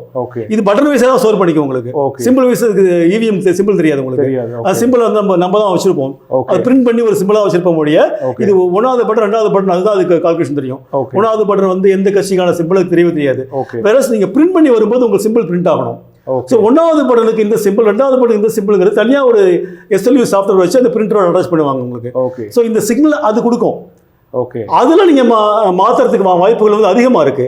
சோ நம்ம என்ன பண்ணணும்னா எஸ்எல்யூலாம் இல்லாம definitely we need a better EVM. இப்போ பிரசன்ட் EVM உடைய லிமிடேஷன் இது. பட் இது வந்து அந்த லிமிடேஷனை தாண்டி போகணும் அப்படின்னாக்க இதை விட பெட்டர் EVM தான் போகணும் நம்ம.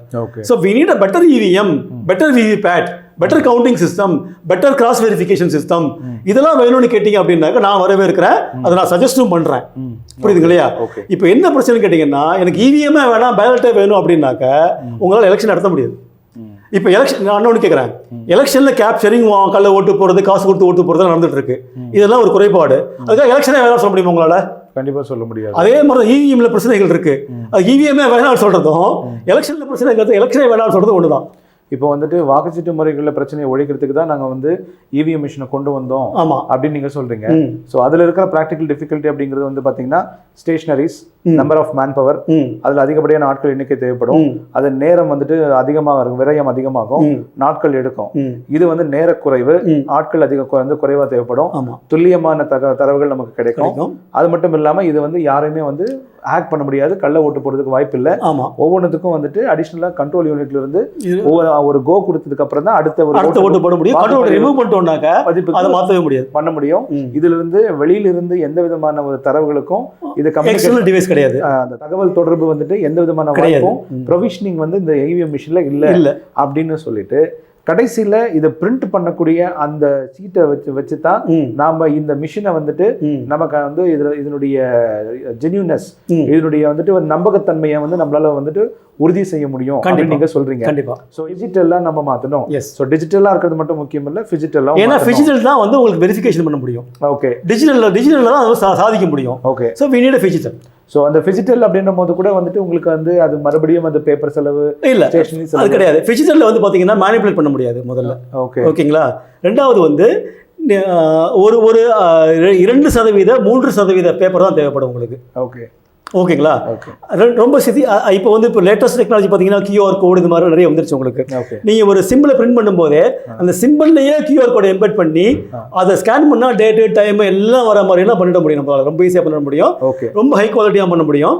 அதை ஸ்டோர் பண்ணுறதுக்கு வந்து ஒரு நியூஸ் பேப்பர் மாதிரி இருக்க பேலட்டை வந்து உதாரணமாக ஒரு 60-70 சிம்பிள் அப்படின்னா நியூஸ் பேப்பர் மாதிரி இருக்கும், அவ்வளோ போகிறோம். இது வந்து ஒரு உள்ளங்கை அகலத்தில் 3 சீட் போகிறோம் உங்களுக்கு. ஓகே, புரியுதுங்களா உங்களுக்கு?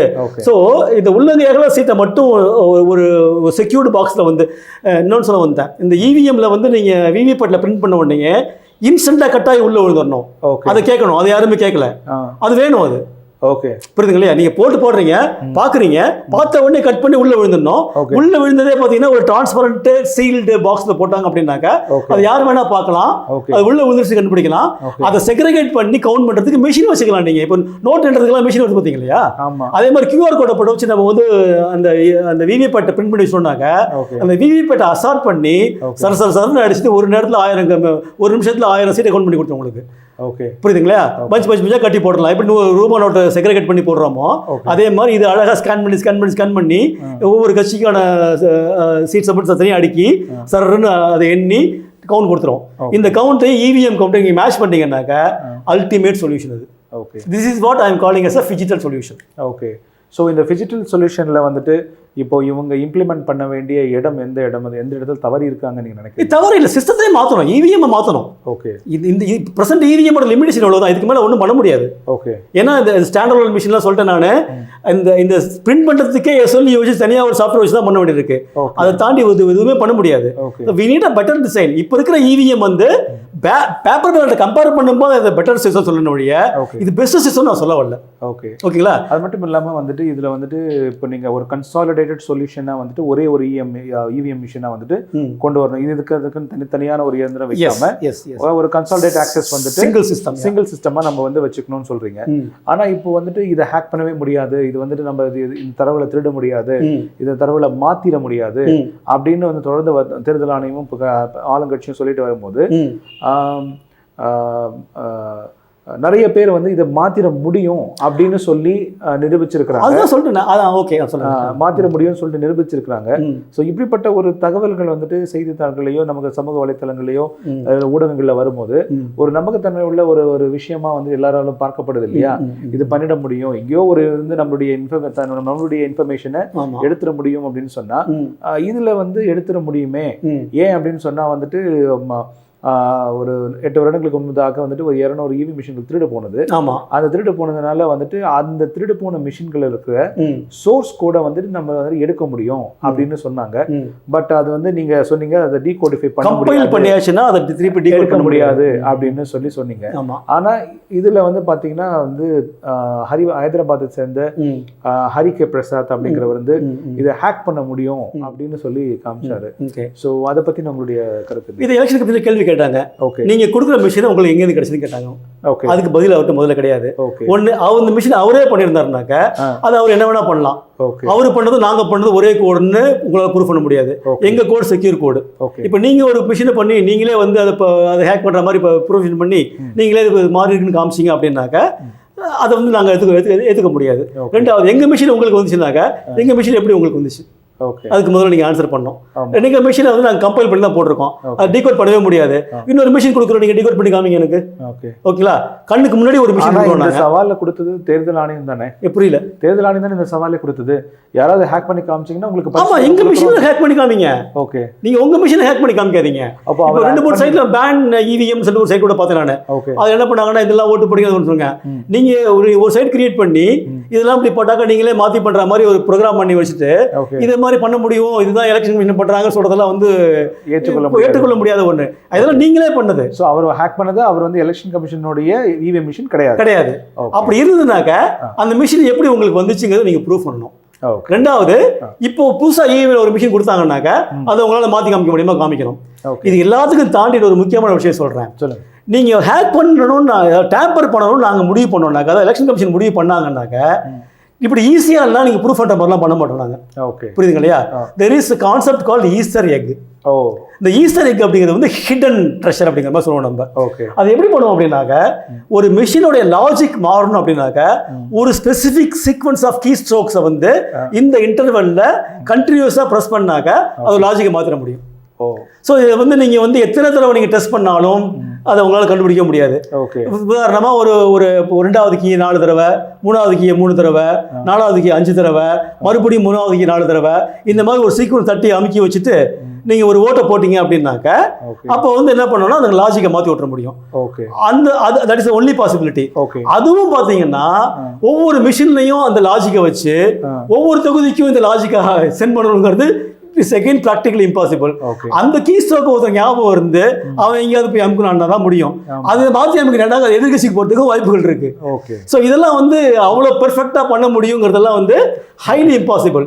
இதுல என்ன பண்ண முடியும்னா நீங்க நாங்க வந்து இதை ப்ரூஃப் பண்ணி காமிக்கிறேன்னு சொல்லி எங்கிட்ட வரும்போது அதை ப்ரூஃபே பண்ண முடியாம எங்களால் பண்ண முடியும்.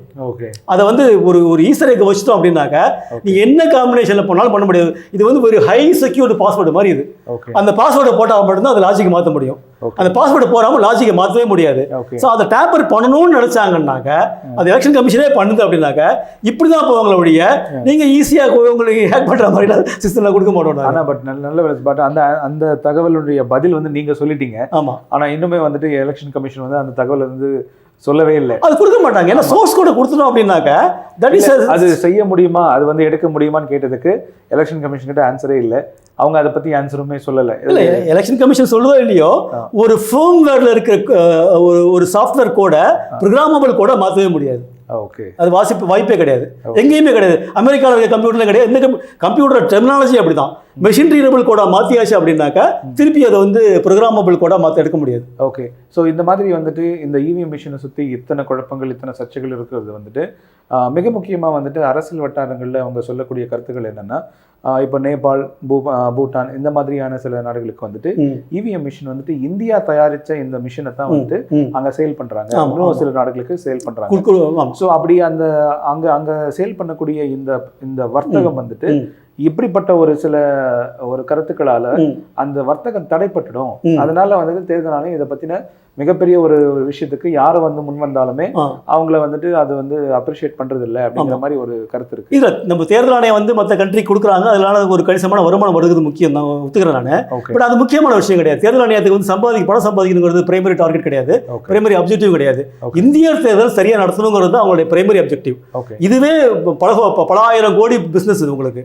பல ஆயிரம் கோடி ஒரு தேர்தல் நடத்துறதுக்கே கிட்டத்தட்ட 15,000-20,000 கோடி நடத்துறாங்க, செலவு பண்றாங்க ஆல் இந்தியா லெவல்ல எலெக்ஷன் பண்றதுக்கு. அவங்க கொடுக்குற அந்த சொற்ப இன்கத்துக்காக இதை பண்றாங்கிறது கிடையாது. பட் அந்த வருமானம் வருதுங்கிறது உண்மைதான். பட் அதுக்காக நம்மளுடைய இன்டெகிரிட்டி, நம்மளுடைய எலெக்ஷன் இன்டெகிரிட்டி தான் முக்கியமே தவிர இன்னொரு கண்ட்ரிக்கு பண்ற சேல்ஸுங்கிறது வந்து பெரிய விஷயம் கிடையாது. I am more concerned about the integrity of the election within India and the election process happening here than the revenue we are making from selling to other countries. Okay, இப்போ இது எதனால இந்த கேள்வி நான் கேட்குறேன்னா, நம் நாட்டில் அடிப்படை ஒரு கடைக்கோடி ஒரு இந்திய குடிமகனுக்கு எழக்கூடிய ஒரு கேள்வி, வாக்குச்சீட்டு முறையில் வந்துட்டு உங்களுக்கு அதிகமான செலவு இருக்குது, மனிதனுடைய பயன்பாடு அதிகமாக இருக்குது, நேர விரயம் அதிகமாக இருக்குது அப்படிங்கிறதுக்காக நீங்க செலவெல்லாம் தாண்டி இல்ல நேரங்களையும் தாண்டி இந்த கேள்வி வந்து என்னன்னா, இது வந்து செலவு இருக்குதுன்னு நீங்க சொல்றீங்க. அப்போ ஒரு பேப்பருக்கு உண்டான செலவுக்கும் இந்த இவிஎம் மிஷின் உருவாக்குறதுக்கான ஒரு செலவு, அதனுடைய தொழிற்சாலை, அது வந்து பயன்படுத்துறது, அதுக்கு ஒரு மேன் பவர், இது எல்லாமே வந்து இருக்குது இல்லையா? இது வந்து ஒரு தொழிலாவே பயன்படுத்தி மற்ற நாடுகளுக்கு நீங்க வந்து ஏற்றுமதி செய்யக்கூடிய அளவுக்கு நீங்க இருக்கிறீங்க. அப்போ இதுக்கான வந்துட்டு ஒரு முதலீடு அப்படிங்கிறதுக்கும் ஒரு பேப்பருக்கு கொடுக்கக்கூடிய முதலீடுக்கும் இரண்டுக்கு வித்தியாசம் இருக்கு, நிறைய இருக்கு. பேப்பர் வந்து ஒரு தடவை தான் ஒன்ஸ் யூஸ்டு. ஓகே, வேற இவிஎம் வந்து ரீயூஸ் பண்ணலாம். ஓகே, எத்தனை ஆக்ஷன் நீங்க ரீயூஸ் பண்ணலாம். அன்டில் அதர்வைஸ் ஒரு மேல் ஃபங்க்ஷன் ஆச்சுனாலோ, இல்ல கேபிள் அடைஞ்சு போச்சுனாலோ, இல்ல போர்டில் ஏதாவது சிப்ல ப்ராப்ளம் வந்துச்சுனாலோ, இல்ல கீழே போட்டு உடச்சிட்டாலோ உங்களுக்கு ப்ராப்ளம் இருக்கு. ஓகே, ஓகேங்களா? இந்த பூத் கேப்சரிங் பற்றி சொன்னேன் இல்லையா? இந்த பூத் கேப்ஸ் நீங்க அதிகபட்சமாக என்ன பண்ண முடியும்னா, அந்த மிஷினை போட்டு உடைக்க முடியும், இல்ல கொளுத்தி விட்டாங்கன்னா எரிஞ்சு போச்சு அப்படின்னாக்க போட்ட ஓட்டுகளுடைய வேல்யூ தான் போயிடுமே ஒழிய, புரியுதுங்க இல்லையா? திருப்பி உங்களால இன்ஃப்ளூயன்ஸ் பண்ண முடியாது. வேற நீங்க பேலட் போனீங்க அப்படின்னாக்க எப்படி வேணா மாத்தலாம். அதாவது இவிஎம்ல வந்து மேன் ஹேண்ட்லிங்கும் மிஸ் ஹேண்ட்லிங்கும் பாசிபிலிட்டிஸ் இருக்கு. வேற பேப்பர் பேலட்ல இதை விட 1000 டைம்ஸ் அதிகமா இருக்கு. என்னுடைய கன்சர்ன் வந்து டைமிங்கோ பேப்பரோ அதிகபட்சமா பண்றது கிடையாது. ஓகே, புரியுது இல்லையா? பட் பேப்பர் பேலட்டை வந்து பூத் கேப்சரிங் பண்றதுக்கும் மால் ஃபங்க்ஷன் பண்றதுக்கும் இவிஎம் விட 1000 மடங்கு அதிக வாய்ப்புகள் இருக்கு. ஓகே, அதுதான் என்னுடைய கன்சர்ன். இப்போ இந்த தேர்தலில் நான் வந்து பயன்படுத்தின அதே இவிஎம் மிஷின் அடுத்த தேர்தலில் வந்துட்டு அதே உள்ள வந்துட்டு ஸ்டோர் ஆகிருக்கிற அந்த டேட்டாவை மறுபடியும் நான் வந்துட்டு ரீசர்க்குலேட் பண்றதுக்கான ஒரு வாய்ப்புகள் இருக்கா? இல்ல, அதான் சொன்னேன், கண்ட்ரோல் யூனிட் எடுத்துட்டு இப்போ என்னதுக்கு அப்புறமா மாஸ்டர் ரிசர்வ் பண்ணிடுவாங்க. ஓகே, அந்த மாஸ்டர் ரிசர்வ் பண்ணிட்டாங்கன்னா எல்லாமே அரைஞ்சிரும். அதுதான் ரேண்டம் அக்சஸ். அது செஞ்சுட்டாங்க அப்படின்னு தெரிஞ்சுக்கிறதுக்கான வந்து பப்ளிக் தெரிஞ்சுக்கிறதுக்கான வாய்ப்புகள் எதனா இருக்கு? பப்ளிக் தெரிஞ்சுக்கிறதுக்கான வாய்ப்புகள் இல்லை. ஆனால் ஒன்று பண்ணலாம், பூத் ஏஜென்ட்லாம் இருக்காங்க இல்லையா, அவங்க வந்து ஒரு எலெக்ஷன் ஆரம்பிக்கும் போது, ஓட்டு போட ஆரம்பிக்கும் போது 0 காமிக்கும், நலிஃபை காமிக்கும், அதெல்லாம் பார்த்துக்கலாம், நீங்கள் வெலிடேட் பண்ணிக்கலாம். இரண்டாவது வந்து நீங்கள் அடிஷனலாக ஓட்டு போட முடியாது உங்களுக்கு. செகண்ட் திங் வந்து பார்த்தீங்கன்னா அதில் பேட்டரி வேறு இருக்கும். அதில் உங்களுக்கு அந்த பேட்டரி வந்து 4-5 வருஷத்துக்கு அது அப்படியே இருக்குமான்னு தெரியாது. ஓகேங்களா. அது கண்டினியூஸாக பவர் சப்ளை இருந்தால் தான் எக்ஸிஸ்டிங் ஓட்டை வந்து இது ஸ்டோர் பண்ண முடியும். அது வந்து கரண்ட்ல வந்துட்டு வந்து எலக்ட்ரிசிட்டியில் வந்துட்டு இல்லை, அது ஸ்டோரேஜ் இருக்கும். பட் அது வந்து பார்த்தீங்கன்னா திருப்பி அடுத்த எலெக்ஷன் போகும்போது அந்த பூத்தில் இருக்கும்போது தான் வேலிடேட் பண்ணணும். ரெண்டாவது வந்து இன்னொன்று பிரச்சனை உங்களுக்கு இருக்கு. அது ஏற்கனவே எந்த பட்டனில் இருக்கு, எந்த பட்டனில் எந்தெந்த ஓட்டு இருக்கு, இந்த தேர்தலில் இந்த ஆர்டரில் இந்த கேண்டிடேட் இருக்காங்களான்னு கண்டுபிடிக்க முடியாது. ஓகே, புரியுதுங்களா. இந்த ஆர்டர் வந்து தேர்தல் ஆணையம் வந்துட்டு தெரிந்தே வந்து மாத்திக்கிட்டே இருப்பாங்களா?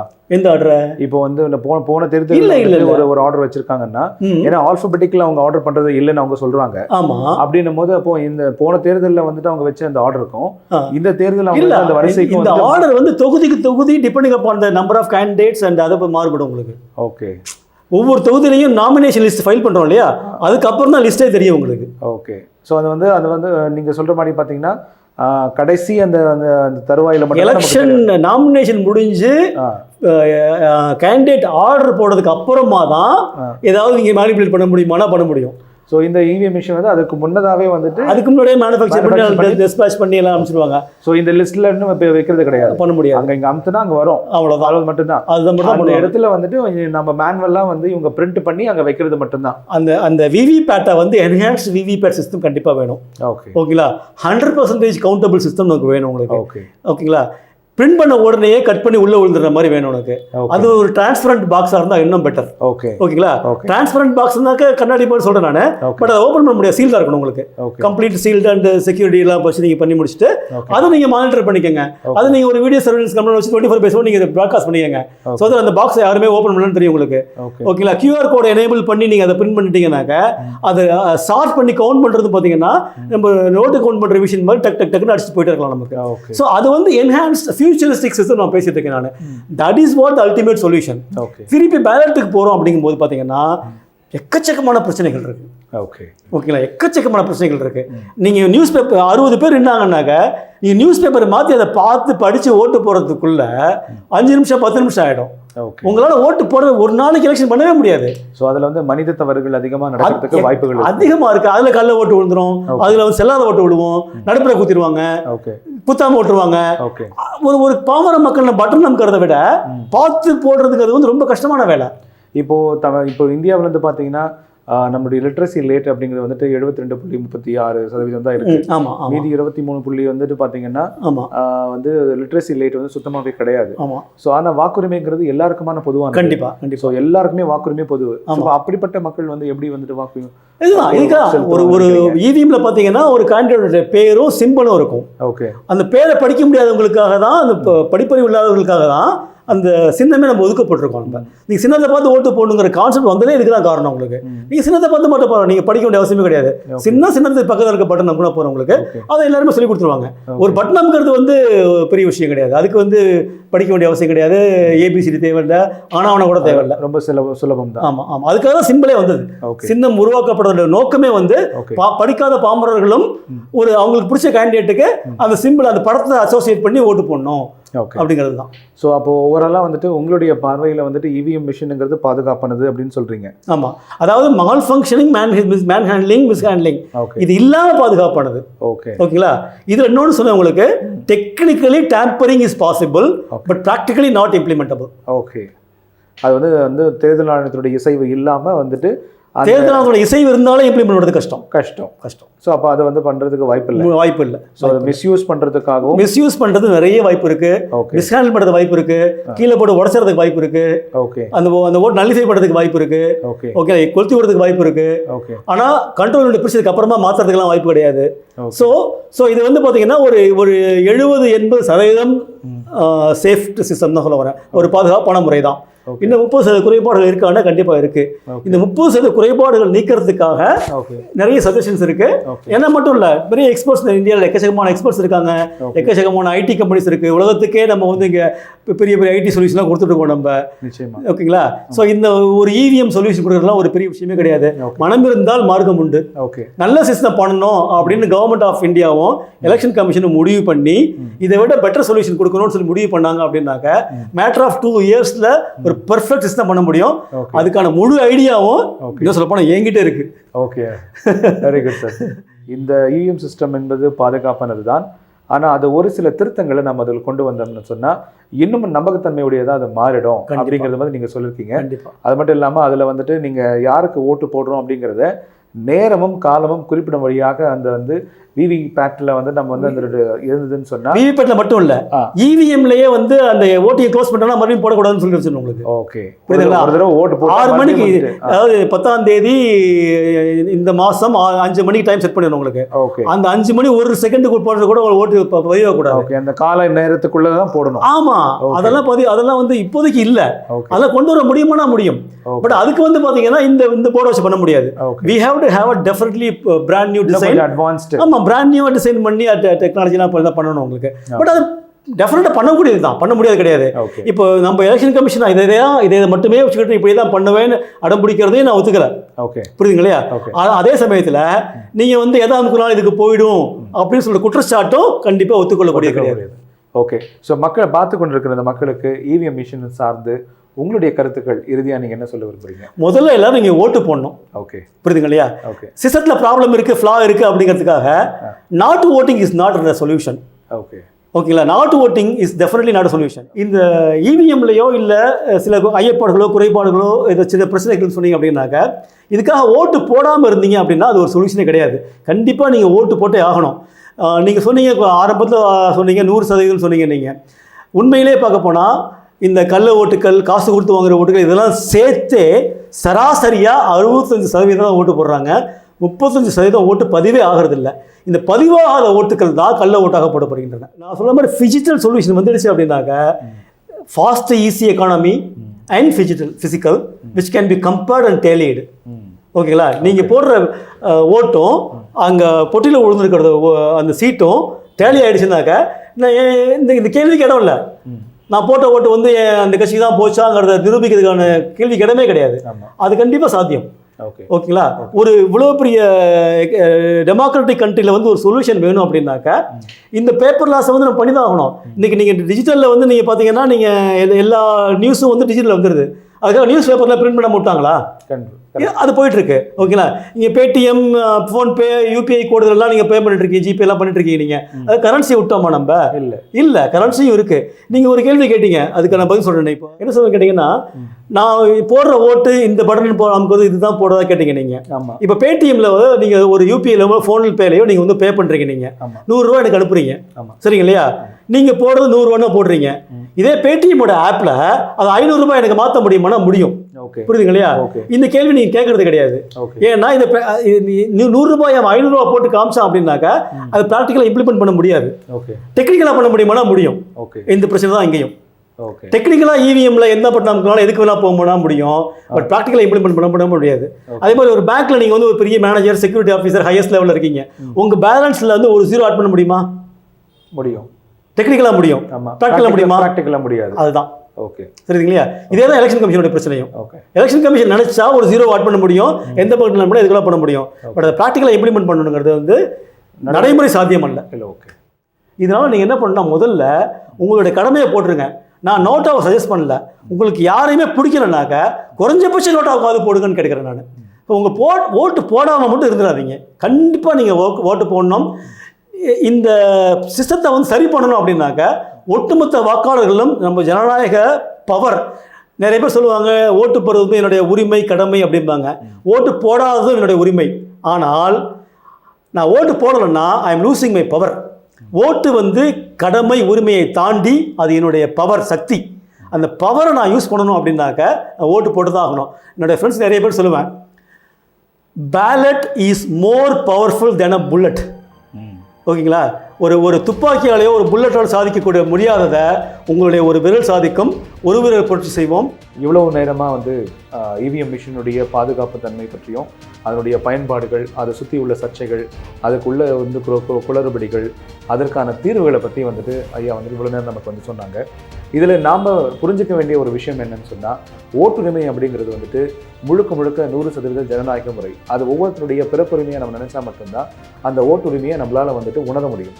இவிஎம் முறையில் ஒரு சில குறைபாடுகள் இருப்பது உண்மை என்றாலும் அவற்றை சரி செய்து மேம்படுத்துவதற்கான வேலைகளை செய்வதற்காக தேர்தல் ஆணையத்தையும் அரசையும் வலியுறுத்தி அழுத்தம் கொடுக்க வேண்டும். அதை விட்டுவிட்டு மீண்டும் வாக்குச்சீட்டு முறைக்கு போவது என்பது ஒருபோதும் தீர்வாக ஆகாது. மீண்டும் ஒரு நல்ல நேர்காணலில் சந்திப்போம்.